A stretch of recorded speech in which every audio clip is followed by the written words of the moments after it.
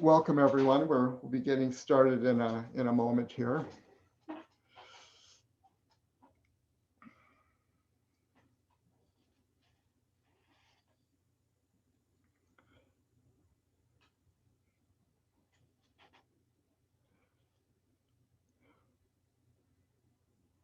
Well, thanks so much, everyone. Appreciate it. As people will still continue to drift in, I just wanted to get started. We're recording this session so that folks that are not able to join us right now will be able to watch at a later point. I'm very honored and privileged to introduce our presenter today, Jeff Grignon. He'll be talking about understanding the language of plants. And Jeff is a lifelong student of the environment. He spent 30 years as a forest regeneration forester for the Menominee Forest, with 18 of those summers spent chasing wildfire throughout the United States. Jeff has now settled down full-time into cultural site protection with attention towards the stories that these ancient sites continue to tell. And so what will happen over the next 40 minutes or so is that Jeff will give a presentation. If you have any questions that you would like to pose, he'll address those at the end of his presentation of about 30 minutes. So please type in your questions in the Q&A feature below. You can also use chat too for other reasons, but for questions, we request that you primarily post your questions in the Q&A. And after Jeff speaks, then our second facilitator, Anya Kaplan-Seam, will take over and we'll close the session. So with that, I'd like to welcome Jeff and to thank him very much again for being willing to speak with us today. Thank you. Okay, let's get started here. We have 30 minutes, so I have a lot of things I want to cover. Let's get started then. Can you see the screen all right? Everything good? Okay. Here's a quick slide on my background. My name is Pamapame. I'm of the wolf, deer, and dog clan. One interesting aspect I mentioned earlier is that I had two and a half years of aerospace engineering at University of Minnesota. So I've had deep cultural learnings and teachings at an early age, and the highly technical training later in my academic career. Eventually, I withdrew from aerospace engineering and I went into forest management. I needed to get back to the forest. Okay, in the 1960s, when I was a young child, I had my grandparents used to have get-togethers with other elders in the Menominee tribe, going to different homes and different residences on the reservation. And because I was Wolf Clan is the group of people within the tribe that have responsibility for understanding and managing natural resources. That was our specialty as a group of families, I should say, long ago. So their teachings were heavy into understanding the environment and understanding how our place should be integrated into that environment in a sustainable way, basically.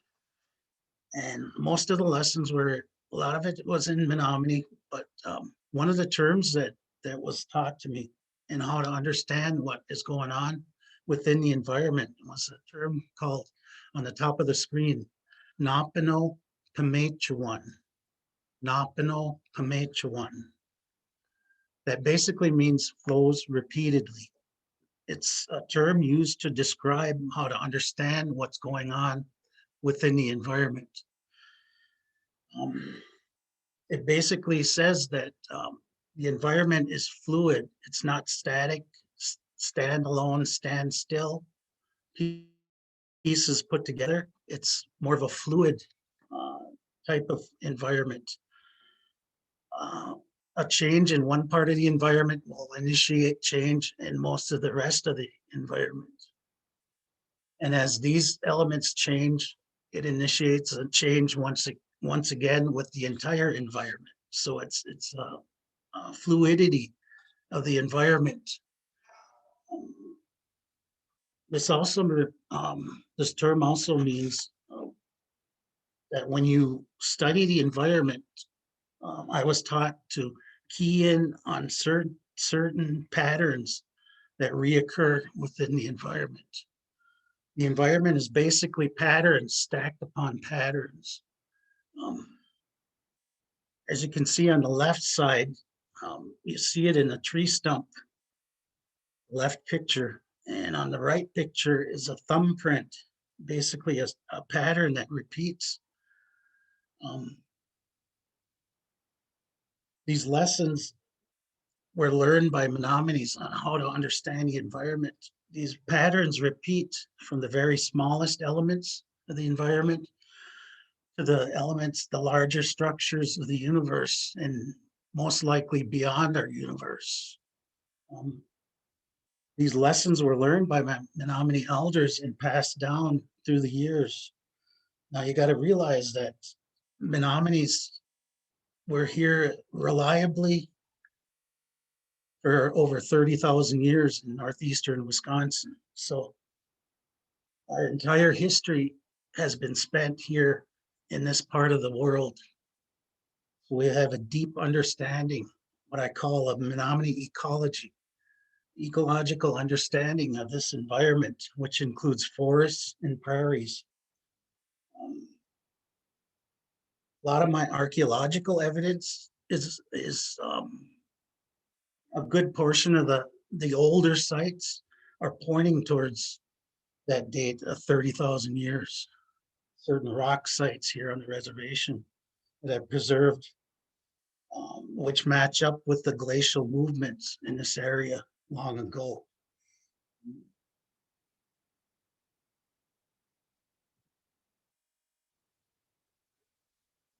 Now these patterns repeat, like I said, from the very smallest to the large structures of the universe and beyond. This helps in understanding the overall workings of the environment. You know, these patterns, if you start looking, you'll see them in the physical aspects of our environment, the physiological workings of, say, within our bodies, and also even our behaviors, our patterns built.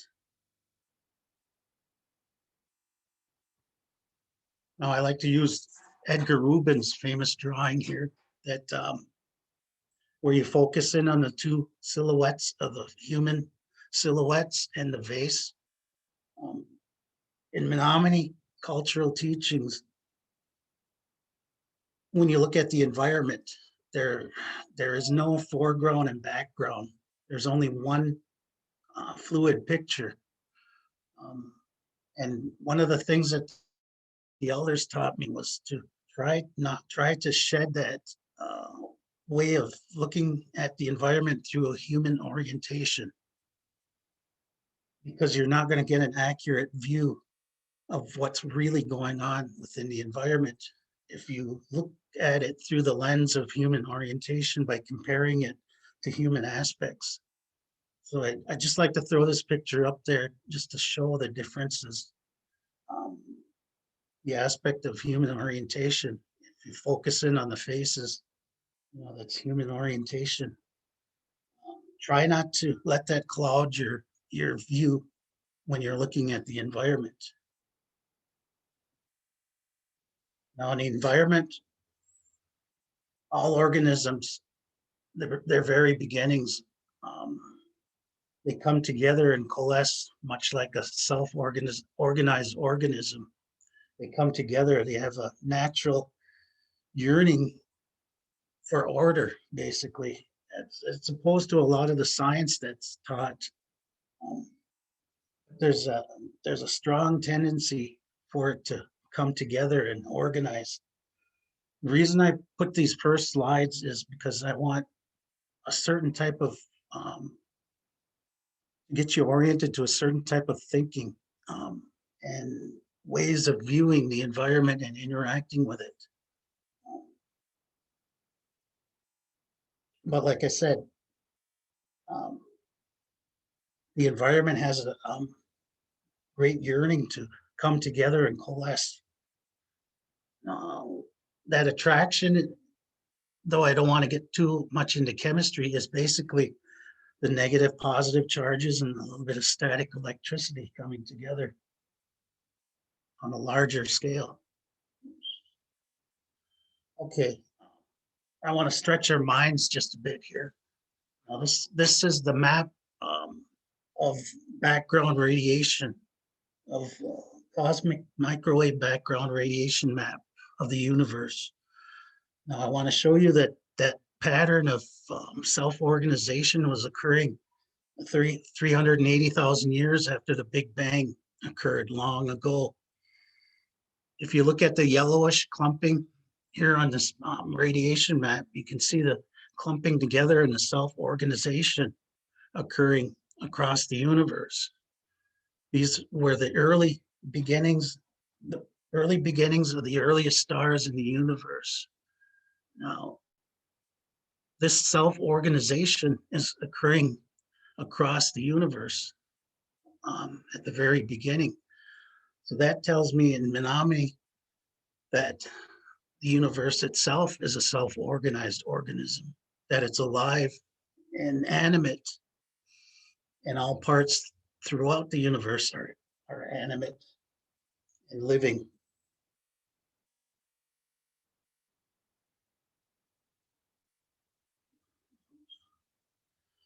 Let's stretch our minds a little further and go outside the universe. And then we'll get back into the safe confines of our present universe. But if that self-organization is occurring across the universe, why not it happen beyond our universe?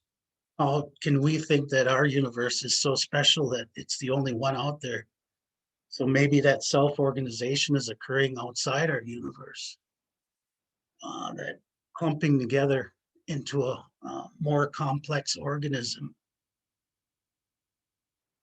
Some pressure, some types of evidence occurs with our map again. You see the darker bluish areas across the map here. These are areas where star formation hasn't occurred. You know, it could be the neighboring universes influencing our universe.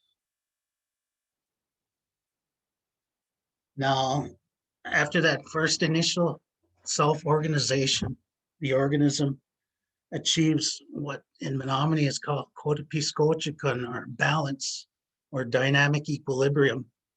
It gains that balance for the first time. That first event, a phase change has occurred within the organism, and it's going to fight to maintain that balance throughout its lifetime as a self-organized organism.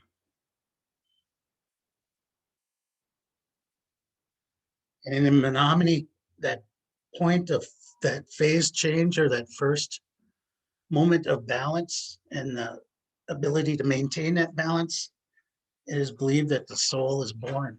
Now, Menominees believe that the rocks, animals, humans, and plants, everything is intelligent, everything is animate throughout the universe. Now, I like to use this as a timeline for our self-organized organism. From bottom to top, its lifetime. You have order on one side, disorder and chaos on the other side, on the right side. In Menominee, it's believed that we live our lives half in the physical world, which would be on the left side, the ordered side, and half in the spiritual world on the right side, or disorder. That organism runs its lifetime as close to that great wall as possible in order to maintain that balance, or Kōtapīskocekan. If it strays too far, it becomes static and risks death, basically. So it stays as close as possible to that wall. The medicine people were also that way. They followed the path of the plants. So they spent their life as close to that wall as possible, being able to utilize the spiritual world as well as the physical world in their healing. Now, the earth is a self-organized organism. itself. Its balance is maintained by the partnership of bacteria and the plants. That's the basic balance. They maintain that and moderate the balance of the planet worldwide. It's a beautiful partnership. Now, viruses and the human species, we can come and go and pretty much leave the earth unaffected. Even if we cause a phase change with our climate change, the earth itself will continue to survive because it survived many events in the past. Now getting into the language of how to access that language, that old language that the plants utilize and the environment. Number one, take the time to really look at the plant, develop a relationship, much like you would with a friend you've just met. Pick out a certain plant that reaches out to you. You know those types of plants. Certain ones will, at certain times, will try to get your attention.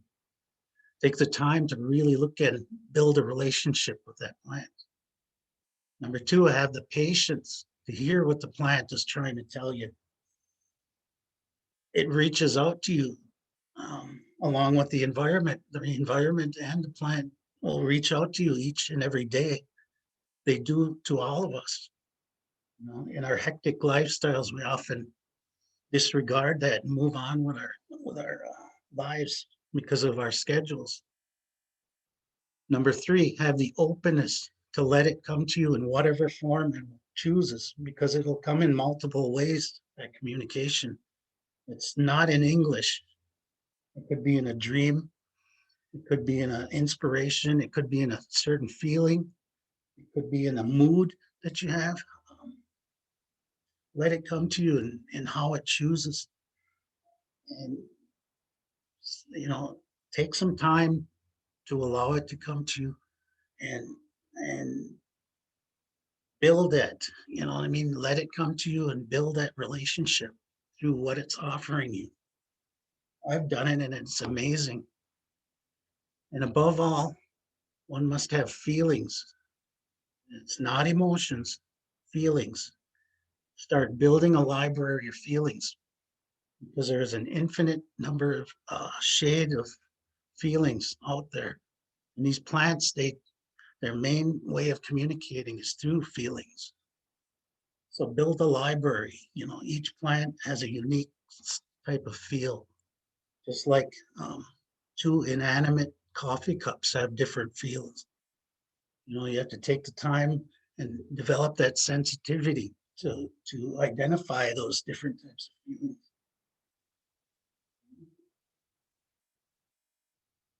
The medicine people long ago, they built that sensitivity through years of spending time with these plants. In my archaeological areas, the medicine people were usually a mile and a half away from the main group of people, so they could maintain that closeness with the plants. And the plants taught them the uses of the medicines. It wasn't through trial and error. And like I said, it's an ancient and elegant language that we no longer use. We can still access it if we try. Menominee understanding of the environment started in the garden beds areas, what you call a Three Sisters garden. Those Menominees observed long ago, 6,000 years ago, that the corn was the elder of the community. And the Menominees were only a part of that community because of the gifts that came off the gardens. So we knew right away how to start integrating ourselves in a sustainable way into the environment. The basis of that elder plant concept is deep-rooted plants, much like the dandelion or the corn, or the elders of the plants, whether it's a forest or a prairie situation. They determined the uses of how the plants were to learn to live within the community. An elder community would include outer edge plants, inner edge plants. You could add fungal environment below ground, bacteria and viruses, animals, insects, and humans to that community. Now Menominee realized early on that the underground environment is a sacred environment within the community. We realized early on that the Anomicomyc minuscule or mycorrhizal fungi were the elders of that below ground community. And they realized that in order for the land to heal in areas, medicines had to flow below ground, the chemistries of the plants that were deposited into the soil. They were processed within the area that's called the humus underground. These medicines were cleaned and stored for future use in areas where healing needed to occur. Now, in the elder plant communities, I use this representation here. The small structure in the center would be the elder deep-rooted plant. You have inner plants within the community and outer edge plants on the outsides of the communities. One elder a long time ago told me when I was very young to pick out one elder plant community in the forest and continue to return to it through my lifetime. Now I've spent 54 years returning to that community. And I've seen amazing things, every 10, 12 years, the plants shift within that community, depending on changes in the environment. Outer edge plants will come and go and be shared between other elder communities. They'll leave one community and enter a community close to it because of its unique medicines. The medicine people I was taught long ago when they went to harvest medicine, they understood that concept of elder plant communities. And they were able to pick and choose which plants they needed for a particular treatment within an elder community. Is it an outer edge plant or an inner type plant? There was a deep understanding of this and use of this knowledge. Now, in the Menominee view, you can look at the entire Menominee Reservation as an elder community. The pine, the white pine as the elder. And you have different colors for different types throughout the reservation. That diversity makes it one single elder plant community on a larger scale. The purplish colors on the west modify storms, which these purplish colors on the left side are on the maple communities. They modify storms that come in. They'll actually split storms to force them to go south or north because of that tightly knit communities. And then on the east side of the reservation, you have the white pine, which some of the older stories talk about the white pine being side by side with the Menominees during the glacial event 100,000 years ago.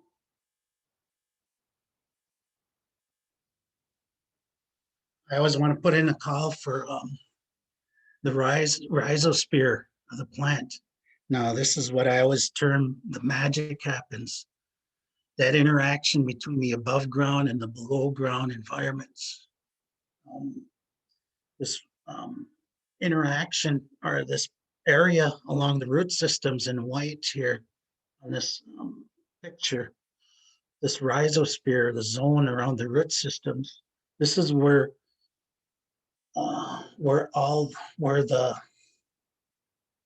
like I said earlier, the balance of the entire Earth ecosystem comes down to this zone of area. This is where the bacteria interacts with the plant. Now, remember I said bacteria and the plant, that partnership is what maintains the balance of Earth itself. I always like to give it props as the zone where the magic happens. Taking you quickly over these slides, my interactions with that single elder plant community, the learning progression was it started with the learning about the elder trees or the deep-rooted plants, moved to the shrubs, their uses within the community, then moved to the inner and outer plants within the community. It nursed me along, and that classroom that elder plant community provided. The lesson progressed below ground to the sacred underground, understanding what's going on underground and the interactions. Because like I said, this single above ground elder plant community is really elder communities stacked upon each other, from the below ground through the above ground area. I went down into the bacteria and viruses about 15 years ago, started learning everything I could about bacteria and viruses below ground. And it changed my viewpoint in forest regeneration. I went from viewing, say I had to replant an area with trees or plants. My viewpoint initially coming out of school was to what is growing above ground. What is it going to look like in 30 years above ground? To my entire vision in forest regeneration, after I started learning about this, was my whole vision and outlook was below ground after that. So anytime I had to plant plants, trees, or I have even recreated these small plant communities, and the diversity of these plant communities. My vision after that was totally below ground. How is that going to affect that underground environment, that sacred underground? Now, stretch mind a little bit further, my latest teachings from this classroom, this elder plant community classroom, is starting to think theoretically about dark matter and dark energy. Now, first of all, that dark energy, from what this elder plant community is teaching me, is that dark energy is basically what we recognize as life, the life essence of, say, a plant or a person or even a stone or an animal. This life essence is that dark energy. That's why it's so tough for science to measure that type of energy. And then you have dark matter. Dark matter is, think of dark matter as I like to say, the fertile soil of star development. Without dark matter, stars wouldn't form. Without the stars, our Earth wouldn't form, and we wouldn't exist. So that dark matter clumps, you've seen it on the map earlier, that clumping, where the early star formation, that dark matter clumps together. Now, my thinking through the elder plant community is that density of dark matter there has to be a diversity of density throughout it. Maybe that accounts for nutrient clumping within the soil, because the soil isn't uniform. That's kind of taking my thoughts even beyond the universe, thinking about an elder plant community. These lessons have guided me. And an interesting aspect of that breakdown in percentages, early Menominee, my elders talked about using the number 4 to describe the environment. You'll see the number 4 throughout as a pattern. Now, with dark energy at 72%, that's divided by 4, that's 18 dark matter and atoms. And I think that's more in tune with the atoms are 4% of the universe. So that's number 4. And then the dark matter, if it is at 24%, it's equally divided by 4. So using the number 4 to describe the universe, that's starting to that picture is starting to materialize. And I wanted to get into genetic variations a little bit, but I'll cut it short here because we're getting close on time. I use this picture as a metaphor. The surface of the water above is the physical world. Anything below the water is the spiritual world. Now the plant exists, like I said, close to that surface of the water as it can. Genetic variations occur according to Menominee belief. The plant changes, the adaptability of the plant changes on cues because of what the environment needs. So genetic variations are what the plant needs and what the environment says that the greater environment needs. All variations of a plant, every possible variation of a plant, the trillions of different variations on a genetic structure of a plant exist below the water. When it's needed by the environment, the plant can change its genetic structure and enhance its adaptability by accessing that intact variation from below or the spiritual world and bring it into the physical world. Now, there's a scientist that goes along with this. His name is Werner Heisenberg. Researched some of his work. He won a Nobel Prize, proving he was actually one of the grandfathers of quantum physics, or the very small or spiritual world. That's what I like to say. But his research was that particles can change to wave form and change from waveform back to particles if observed or measured. So that goes into the genetic variations on plants and how it can be accessed from the quantum world or the spiritual world into the physical world. And those variations that are no longer needed by the environment can go back to being stored within the quantum environment or the very small or spiritual areas. And that's pretty much what I have here. So I don't want to take too long. So thank you. I appreciate it. Thank you, Jeff. That was wonderful. Really appreciate that talk.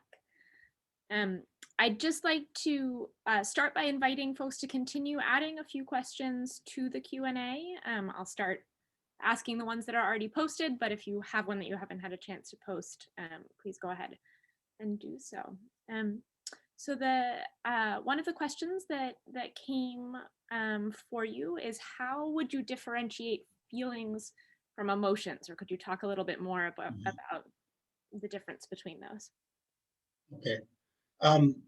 I like to, the best example that comes to mind is, you've probably seen other people do this, but it's so true. Walk into a certain room or a house has a certain feeling, sense, a shade of feeling, whether it's dread, it could be happiness, it could be contentment.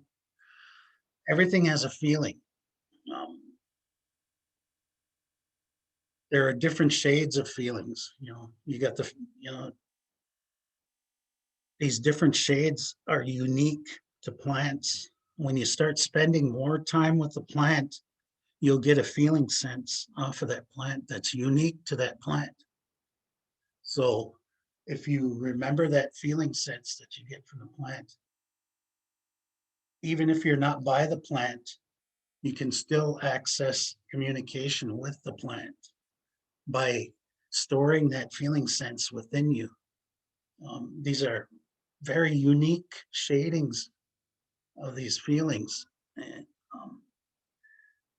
as far as the emotions are more intense.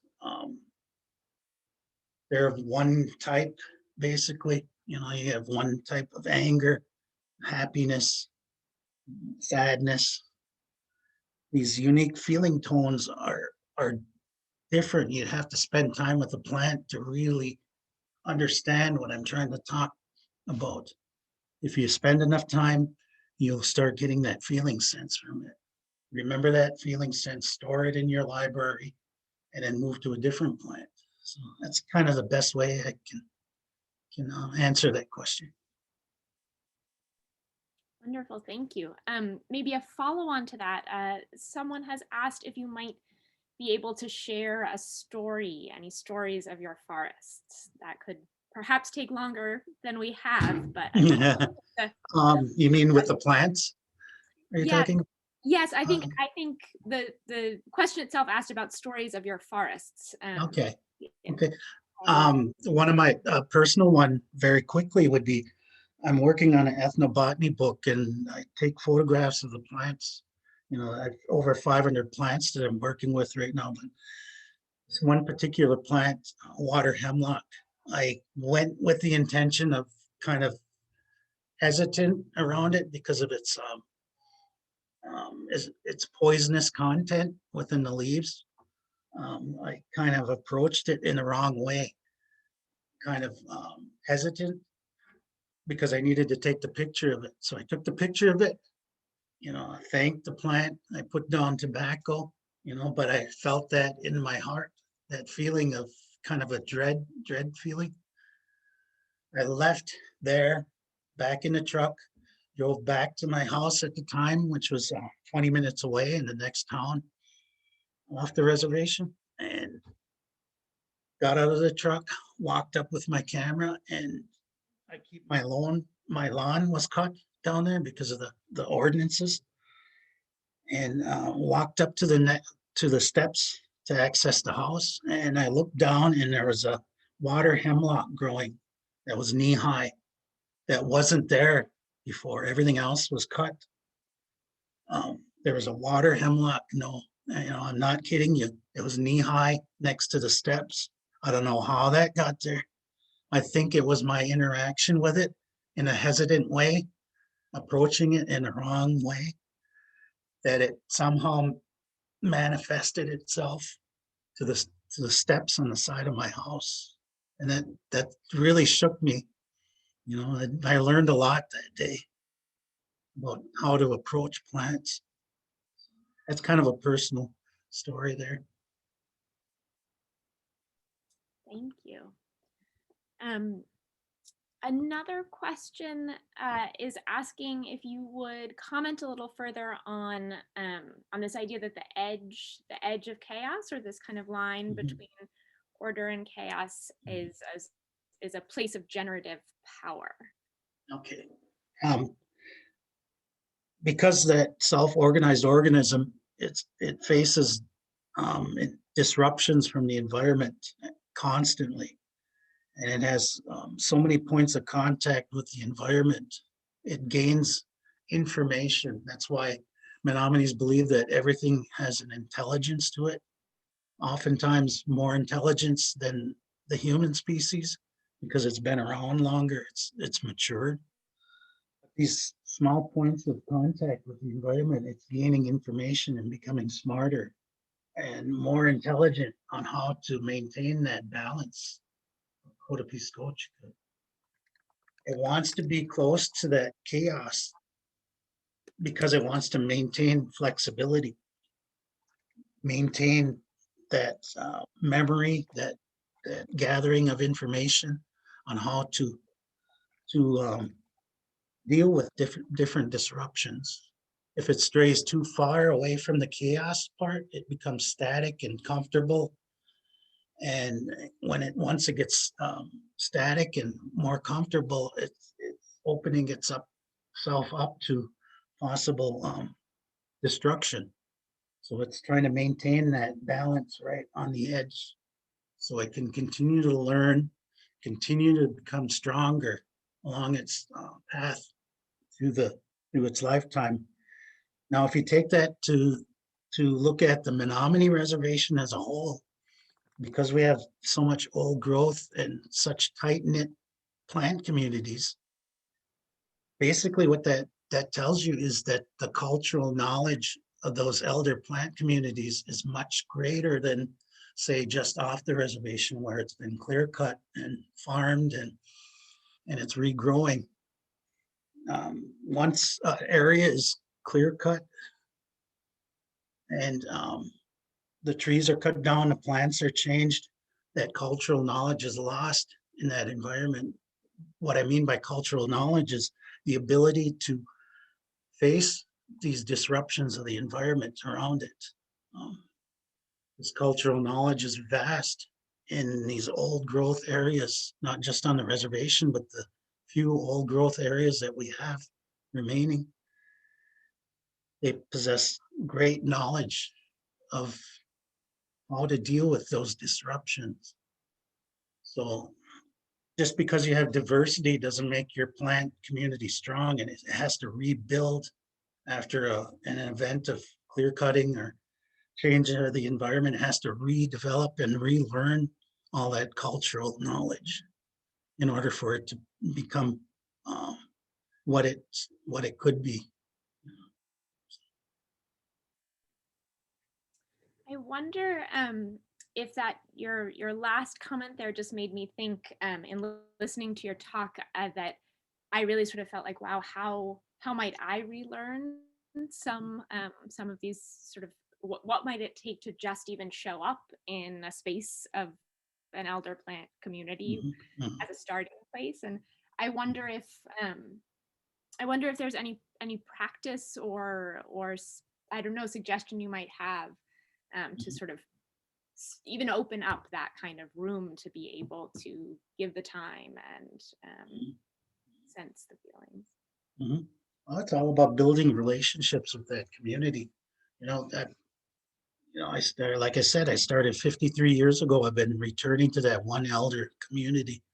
And I'm still learning on what I should do and what I shouldn't do when I'm in the presence of that community, because the whole Menominee ecology philosophy is to integrate yourself in a sustainable and productive way with these communities.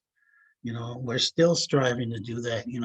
We're sliding backwards basically nowadays in the modern day as a tribe.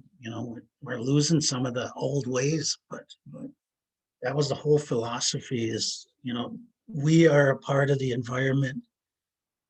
The environment, in order for the environment to reach its full potential, we humans need to be a part of that environment. We need to integrate ourselves in with this environment that we live in and become a productive member.